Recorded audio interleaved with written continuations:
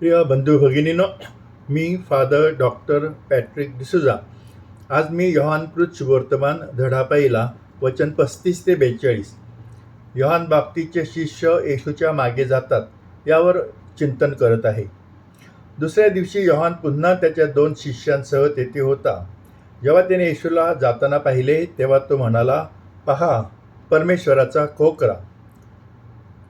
योहान बाप्तिस्ता येशूला परमेश्वराचा कोकरा म्हणून ओळखतो. योहानने येशूला कसे ओळखले? येशूच्या दृष्टिकोनातून पाहिले तर योहानाने येशूला कसे ओळखले या प्रश्नाचे उत्तर आपण शोधायला गेलो तर आपण असे म्हणू शकतो की येशूचे व्यक्तिमत्व असे होते की कोणत्याही व्यक्तीने त्याच्याकडे पाहिले असेल त्याला लगेच कळेल की हा कोणी सामान्य माणूस नव्हता. येशूमधून बाहेर पडलेली स्पंदने विलक्षण आणि इतकी शक्तिशाली होती की येशूच्या आजूबाजूच्या कोणत्याही व्यक्तीने त्याच्याकडे पाहिले तर त्याला लगेच त्याच्याबद्दल काहीतरी विशेष असं वाटेल आणि तो त्याच्याकडे आकर्षित होईल. आपला आंतरिक चांगुलपणा, मानसिक शक्ती आणि लोकांबद्दलची आपली करुणा आपल्या चेहऱ्यावर दिसून येते. आपला चेहरा हा आपल्या संपूर्ण व्यक्तिमत्वाचा आरसा आहे. येशू इतका विलक्षण माणूस होता की त्याला पहिल्यांदा पाहिल्यानंतरही कोणीही त्याच्याकडे आकर्षित होईल आणि योहान बॅप्टिस्टा त्याला अपवाद नव्हता. आपल्यासाठी यातून धडा असा आहे की आपण आपल्या जीवनात जितके जास्त येशूचे अनुकरण करण्याचा प्रयत्न करू जितके जास्त आपण त्याच्या शिकवणुकीचे पालन करू तितके आपण येशूसारखे आकर्षण आणि मोहक दिसू लागू. अर्थात आपले ध्येय हे आकर्षक किंवा मोहक दिसावे हे नसावे, तर येशूचे अनुकरण करणे, त्याच्या शिकवणुकीचे अनुसरण करणे हे महत्त्वाचं आहे. त्याचे परिणाम साहजिकच नंतर पुढे दिसून येणार आहेतच. जर आपण योहान बाप्तिस्ताने येशूला कसे ओळखले या प्रश्नाचे उत्तर योहानाच्या दृष्टिकोनातून शोधले तर आपण असे म्हणू शकतो की योहानला हे चांगले ठाऊक होते की परमेश्वराने त्याला प्रभूचा मार्ग तयार करण्यासाठी पाठवले होते. पश्चात्तापाद्वारे आणि पश्चात्तापाच्या बाप्तिस्माद्वारे यार्देन नदीत बाप्तिस्मा घेऊन लोकांना मशिहा स्वीकारण्यास तयार करणे हे त्याने आपल्या जीवनाचे ध्येय बनवले होते. अशा प्रकारे योहान देहात नसला तरी आत्म्याने मशिहा येशूच्या खूप जवळ होता. जेव्हा एखादी व्यक्ती आत्म्याने एखाद्याच्या जवळ असते तेव्हा ती व्यक्ती जेव्हा पहिल्यांदाच भेटते तेव्हा सुद्धा त्या व्यक्तीला ओळखण्यास आपणास वेळ लागत नाही. योहानाच्या बाबतीत असेच घडले आणि येशूला तिथून जाताना पाहून तो म्हणाला, पहा, परमेश्वराचा कोकरा. याशिवाय योहानने येशूला ओळखण्याची ही पहिलीच वेळ नाही. किंबहुना तो त्याच्या आईच्या पोटामध्ये असतानाच येशूचा मशिहा म्हणून येण्याची त्याला माहिती जणू काही मिळाली होती. मदर मेरी योहानाची आई एलिझाबेथला तिच्या गरोदरपणात मदत करण्यासाठी भेटायला गेली तेव्हा एलिझाबेथ उद्गारली, स्त्रियांमध्ये तू धन्य व तुझ्या पोटचे फळ धन्य. माझ्या प्रभूच्या मातेने माझ्याकडे यावे हा मान मला कोठून? पहा, तुझ्या अभिवादनाची वाणी माझ्या कानी पडताच माझ्या उदरातील बाळकाने उल्हासाने उडी मारली. एलिझाबेथचे हे शब्द सूचित करतात की मरिया मशिहाला जन्म देणार आहे याची तिला जाणीव होती आणि योहान बाप्तिस्ता केवळ देहातच नाही तर आत्म्याने देखील त्याची आई एलिझाबेथची एकरूप झाला होता. त्यामुळे त्याला देखील मशियाच्या येण्याबद्दल माहिती झाली होती आणि जेव्हा त्याच्या आईने मेरीच्या अभिवादनाचा आवाज ऐकला तेव्हा त्याला मशियाच्या आगमनाची विशेष जाणीव झाली. म्हणून त्याच्या आईने मरियेचे अभिवादन ऐकताच आणि ते त्याच्या जणू काही कानी पडताच त्याने आईच्या उदरामध्ये आनंदाने उडी मारली. यातून आपल्यासाठी धडा असा आहे की योहान बाप्तिस्ताप्रमाणे आपणही आत्म्याने येशूच्या जवळ जाण्याचा प्रयत्न केला पाहिजे, कारण तो यापुढे त्याच्या शरीरात पृथ्वीवर अस्तित्वात नसल्यामुळे देहामध्ये त्याच्याजवळ राहणे आपल्याला शक्य नाही. आत्म्याने येशूच्या जवळ असणे हे प्रार्थनेद्वारे त्याच्याशी एकरूप होण्यासारखे आहे, म्हणजे त्याच्या शिकवणीचे अनुसरण करणे आणि आपण ज्या लोकांच्या संपर्कात आहोत त्यांच्याशी प्रेमळ आणि दयाळू राहणे म्हणजेच आपण प्रभू येशूशी जणू काही एकरूप झाल्यासारखं असेल. आपण असे म्हणू शकतो की पवित्र आत्म्यानेच योहान बाप्तिस्ताला त्याच्या समोरून जाणाऱ्या येशूची जाणीव हा परमेश्वराचा कोकरा म्हणून करून दिली आणि त्यामुळेच तो म्हणाला, पहा हा परमेश्वराचा कोकरा. आपल्यासाठी यातून असा संदेश मिळतो की जर आपण आपल्या प्रार्थनेद्वारे पवित्र आत्म्याशी एकरूप होऊन राहिलो आणि पवित्र आत्मा आपल्याला ज्या काही सूचना करतो, संदेश देतो, त्याप्रमाणे आपले जीवन घडवण्याचा प्रयत्न केला तर पवित्र आत्मा आपल्याला सत्य सांगणार हे खचितच.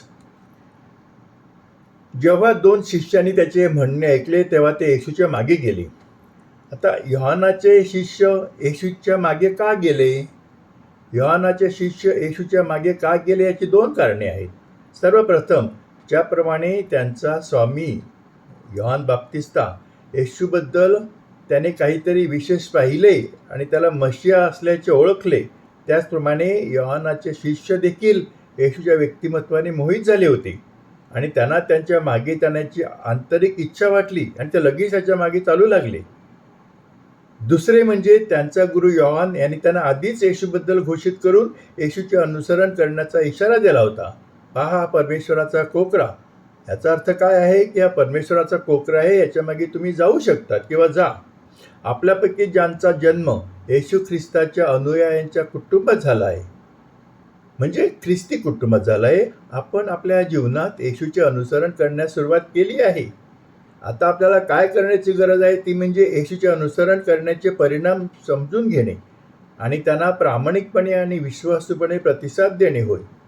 जे इतर धर्माचे आहेत किंवा जे त्यांच्या जीवनात कोणत्याही विशिष्ट विश्वासाचे धर्माचे पालन करीत नाहीत, त्यांच्यासाठी योहानाच्या शिष्यांनी येशूला अनुसरत असल्याच्या ह्या घटनेतून आलेला संदेश असा आहे की जर येशूच्या जीवन, व्यक्तिमत्व आणि शिकवणूक यांनी ते मोहित झाले असतील आणि येशूचे अनुसरण करण्याची आंतरिक इच्छा त्यांना जाणवत असेल तर मग ती व्यक्ती येशूचे अनुसरण करण्याचा निर्णय घेऊ शकते. अशा व्यक्तीच्या जीवनासाठी या अनुसरणाचा अर्थ काय असेल हे प्रत्येक व्यक्तीनुसार भिन्न असेल. एखाद्याने आपल्या जीवनात येशूचे कठोरपणे पालन कसे करायचे हे त्या व्यक्तीने विचार करून, प्रार्थना करून आणि दृढ निश्चयाने ठरवावे. मागे वळून येशूने त्यांना त्यांच्या मागे येताना पाहिले आणि विचारले, तुम्हाला काय हवे आहे? ते म्हणाले, रब्बी, ज्याचा अर्थ शिक्षक, तुम्ही कुठे राहता? ये, त्याने उत्तर दिले, आणि तू पाहशील. म्हणून त्यांनी जाऊन तो कोठे राहतो ते पाहिले आणि तो दिवस त्यांनी त्यांच्याबरोबर घालवला. त्यावेळेला दुपारचे 4 वाजले होते. मागे वळून येशूने त्यांना मागे येताना पाहिले आणि विचारले, तुम्हाला काय हवे आहे? आता योहान बाप्तिस्ताच्या शिष्यांना हा येशूचा प्रश्न, हे शिष्य केवळ कुतूहलाने येशूचे अनुसरण करीत आहेत की नाही, किंवा येशूचे अनुकरण करण्याचा त्यांचा काही गंभीर विचार किंवा निश्चित हेतू आहे की नाही, हे शोधण्याची येशूने दिलेली चाचणी होती. आपल्याला हा धडा आहे की आपण हे समजून घेतले पाहिजे की आपण देखील आपल्या जीवनात वेळोवेळी येशूद्वारे आपली चाचणी घेतली जात आहे की आपण येशूचे अनुसरण प्रामाणिक आणि शुद्ध हेतूने करतो का, आणि ते चिरस्थायी आहे का, की आपला काहीतरी गुप्त हेतू आहे, गुप्त अजेंडा आहे आणि ते तात्पुरतं आहे. जेव्हा आपण येशूचे अनुसरण करणे, येशूची स्तुती आणि उपासना करणे आणि येशूच्या शिकवणीचे पालन करणे या शुद्ध हेतूने असेल, तेव्हा आपण येशूचे खरे शिष्य आणि अनुयायी मानले जाऊ.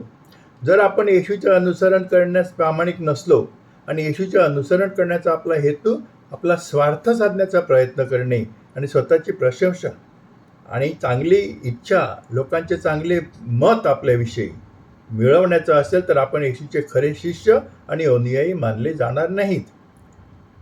ते म्हणाले, रब्बी, ज्याचा अर्थ शिक्षक, तुम्ही कुठे राहता? हे त्याने उत्तर दिले, आणि तू पाहशील.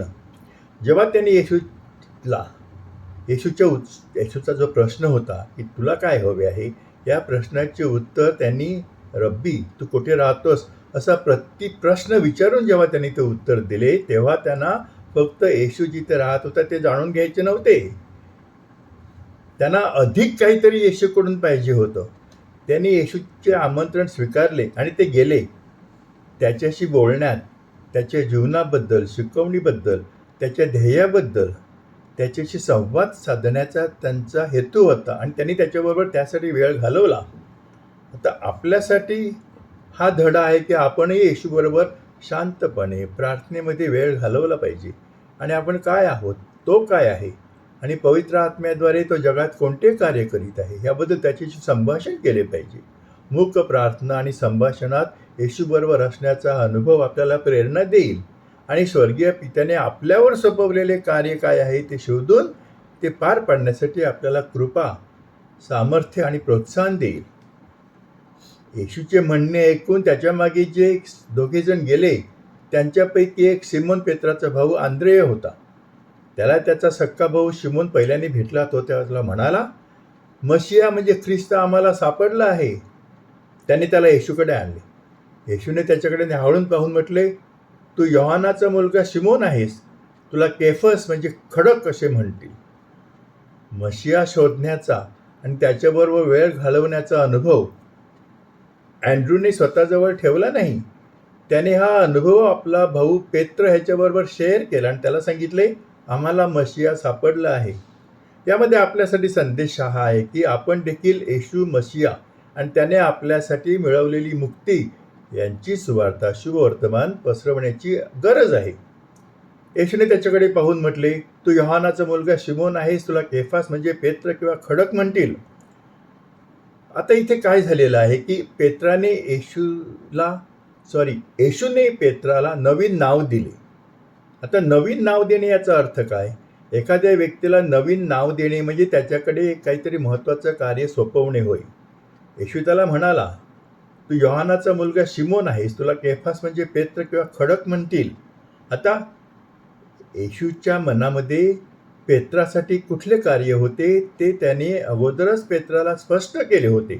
जेव्हा त्याने त्याला सांगितले की आणखी मी तुला सांगतो, तू पेत्र आहेस आणि या खडकावर मी आपली मंडळी रचीन व तिच्या पुढे अधोलोकांच्या द्वाराचे काहीच चालणार नाही. अशा प्रकारे येशूने त्याला चर्चचा पहिला पोप बनवले, ज्यावर त्याला त्याचे चर्च बांधायचे होते. येशूने पेत्राला वचन दिले होते की तिच्या पुढे म्हणजे चर्चच्या पुढे अधोलोकांच्या द्वारांचे काही चालणार नाही. ह्याचा अर्थ असा की चर्चच्या शत्रूंच्या कोणत्याही वाईट शक्ती किंवा वाईट योजना चर्चचा कधीही नाश करू शकणार नाहीत. तर आपल्यासाठी धडा काय आहे? आपल्यासाठी धडा असा आहे की आपण नेहमी येशूच्या शब्दांवर विश्वास ठेवू शकतो आणि खात्री बाळगू शकतो की चर्च रक्षण करण्यासाठी तो सदैव तेथे असेल आणि चर्च कर्मचारी, धर्मगुरू यांच्या सर्व वादविवाद, चुकीच्या कृत्यांसह चर्च टिकून राहील. नन्स, परमेश्वराचे लोक आणि चर्च कर्मचारी आणि चर्चद्वारे चालवल्या जाणाऱ्या संस्थांवर होणारे सर्व हल्ले, सर्व छळ, अत्याचार, त्यांच्यावर केलेले चुकीचे आरोप ह्यांना न जुमानता चर्चमध्ये आपले कार्य चालू ठेवण्यासाठी आपल्याला धैर्य, कृपा आणि सामर्थ्य मिळावे म्हणून आपण येशूकडे सतत प्रार्थना केली पाहिजे आणि ते सामर्थ्य तो आपल्याला देणार आहे. येशूने तुम्हाला कोणते नाव दिले आहे? येशूने आपल्याला दिलेले नाव आपण शोधले पाहिजे. दुसऱ्या शब्दात, आपण आपल्यासाठी परमेश्वराची इच्छा आणि त्याने आपल्यावर सोपवलेले कार्य ओळखणे आणि त्यासाठी कृपा मागणे, प्रार्थना करणे, ते कार्य आपण पूर्ण करावे म्हणून हे आवश्यक आहे. करंथीकरांना लिहिलेल्या पत्रात पौलाने आपल्याला जे सांगितले आहे त्याचा संदर्भ घेणे, ते समजून घेणे इथे आवश्यक आहे. त्याने लिहिले आहे, तथापि आत्म्याचे प्रकटीकरण सार्वजनिक हितासाठी एकेकाला होते. कारण एखाद्याला आत्म्याच्याद्वारे ज्ञानाचे वचन मिळते, एखाद्याला त्याच आत्म्यानुसार विद्येचे वचन, एखाद्याला त्याच आत्म्यानुसार विश्वास, एखाद्याला त्याच आत्म्यात निरोगी करण्याची कृपादाने, एखाद्याला अद्भुत कृत्य करण्याची शक्ती, एखाद्याला संदेश देण्याची शक्ती, एखाद्याला आत्मे ओळखण्याची शक्ती, एखाद्याला विशेष प्रकारच्या भाषा बोलण्याची शक्ती आणि एखाद्याला त्या भाषांचा अर्थ सांगण्याची शक्ती मिळते. पौलाच्या या शब्दांवर प्रार्थनापूर्वक विचार केल्याने आपल्या स्वर्गीय पित्याने आपल्यावर सोपवलेले कार्य समजून घेण्यास मदत होईल. स्वर्गीय पित्याने आपल्यावर सोपवलेले हे कार्य, हे मिशन एकदा आपण ओळखले की ते मिशन, ते कार्य पूर्ण करण्यासाठी आपण आपले जीवन समर्पित केले पाहिजे. तथापि आपण हे समजून घेतले पाहिजे की पौलाने नमूद केल्याप्रमाणे लोकांना नेमून दिलेली विशिष्ट प्रकारची कार्य ही त्यावेळच्या परिस्थितीच्या संदर्भामध्ये होती. पौलाने परमेश्वराचे राज्य उभारण्यासाठी आवश्यक असलेल्या विविध प्रकारच्या कार्यांची संपूर्ण यादी दिलेली नाही. त्याने जे केले ते हे तत्त्व सांगण्यासाठी केले की प्रत्येकाला आत्म्याचे प्रकटीकरण सामान्य हितासाठी दिले जाते आणि हे त्या पौलाच्या यादीमध्ये जे आहे त्यापेक्षाही वेगळं आणि जास्त असू शकते. आणि आज तर जग आमूलाग्रपणे बदलले आहे.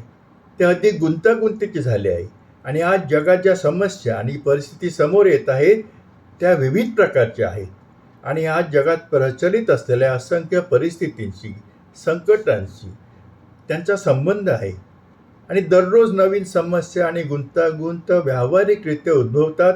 त्यांना जगाला प्रतिसाद द्यावा लागतो. त्यामुळे आज आपल्याला संत पौलाने जरी काही गोष्टींविषयी माहिती दिलेली असली की आत्मा कुठली दानं देतो, त्या व्यतिरिक्त दुसऱ्या काही गोष्टी आपल्याला आता परमेश्वराकडून, पवित्र आत्म्याकडून मिळतात ह्या नवीन जगाला सामोरे जाण्यासाठी.